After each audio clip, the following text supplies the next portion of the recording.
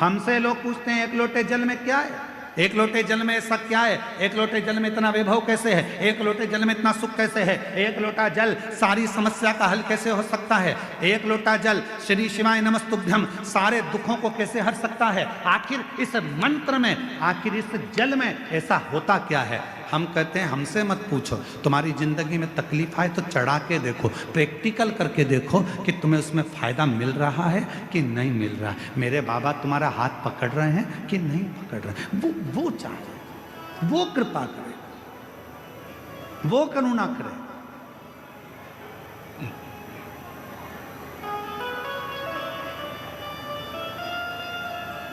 जीवन का जो सुख है ऐसे ही नहीं मिला है। कई लोग कहते हैं हम तो भगवान के मंदिर जाते हैं, हम भगवान का भजन करते हैं, हम भगवान का स्मरण करते हैं, उसके बाद भी मेरे शरीर में इतना बड़ा रोग हो गया, इसके बाद भी मुझे तकलीफ आ गई, इसके बाद भी मुझे दुख आ गया, इसके बाद भी मुझे कष्ट आ गया। रोना नहीं, दुख मत होना, एक लोटा जल चढ़ाते रहना। हमारे पूर्व का कोई कर्म होगा उसको काटना है हमें, हो सकता है और तकलीफ आए उसको हमें काटना, उसे कष्ट को हमें मिटाना, शिव का नाम लेकर भगवान का भजन कर, स्मरण कर।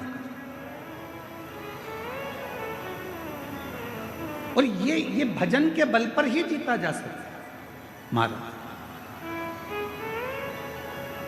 यदि आप लोगों में से कोई काशी गया होगा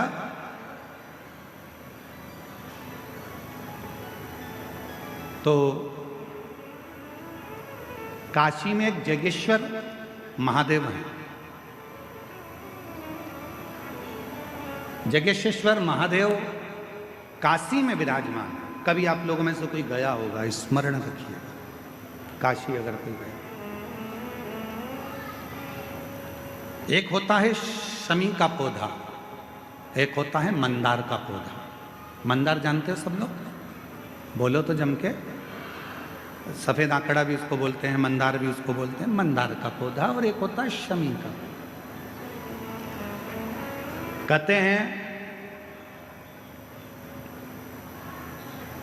जिस व्यक्ति की जिंदगी में केवल घाटा ही घाटा लिखा हो, दुख ही दुख लिखा हो, और कई साल हो गए हों किराए के मकान में रहते हुए या तकलीफ को भोगते भोगते, परिवार में कहीं सुख है ही नहीं, दो पौधे को याद रखना। और दोनों पौधे की कथा हमने पूर्व में सुना चुके हैं, मंदार और शमी। दोनों की कथा सुनाइए कि ये कौन से मुनि थे, कौन से ऋषि के बेटे थे, ये मंदार और शमी किसके पुत्र थे, सब कथा सुने। आप YouTube पर सर्च करिएगा तो आपको कथा पूरी मिल जाएगी। आप सुनो, जिसकी जिंदगी में दुख ही दुख लिखा, कष्ट ही कष्ट लिखा, परेशानी परेशानी लिखी, तो मंदार और शमी ये दो पौधे ऐसे हैं जो जीवन में सुख प्रदान करते हैं। एक नियम बना लो, 12 महीने शिवरात्रि आती है, हर महीने शिवरात्रि पड़ती है, महीने में 2 बार प्रदोष पड़ती है।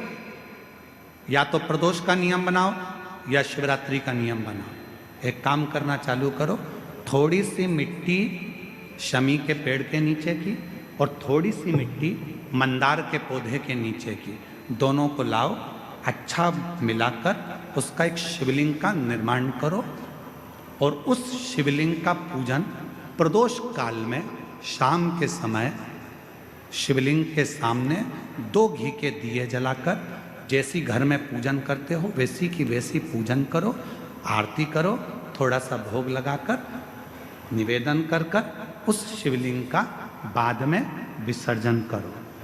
5 या 7 प्रदोष कर लो या 5 या 7 शिवरात्रि कर लो, आपको किसी के आगे हाथ नहीं फैलाना पड़ेगा। मेरा देव अधिदेव महादेव स्वयं भंडार भरना प्रारंभ कर देगा, स्वयं शिव भंडार भरेगा। मंदार और शमी के वृक्ष के नीचे का वो फल होता है जो सुख देता है, जो सुख देता है।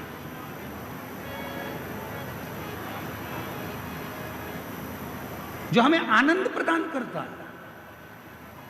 मंदार मतलब आप लोग जानते हो, वो सफ़ेद आंकड़े की जो जड़ होती है, आंकड़ा होता है, उसके छोटे छोटे फूल होते हैं मंदार के, भगवान शंकर को चढ़ते हैं। और शमी की पत्ती तो आप लोग जानते ही हो, शमी का पत्र, इसके पौधे के नीचे और उसके पौधे, इसका वृक्ष और उसके वृक्ष के नीचे की थोड़ी थोड़ी मिट्टी प्रदोष काल में या तो प्रदोष हो या शिवरात्रि हो, दोनों को मिलाकर उसका शिवलिंग बनाकर उसकी आराधना, उसकी अभी हम कथा में एक बड़ा सुंदर व्याख्यान बताएंगे। जब घर में एक बीमार होता है, दूसरा ठीक होता है, दूसरा बीमार होता है, तीसरा ठीक होता है, उसका भी स्मरण इसमें मंदार और शमी के पौधे के नीचे की मिट्टी का वर्णन।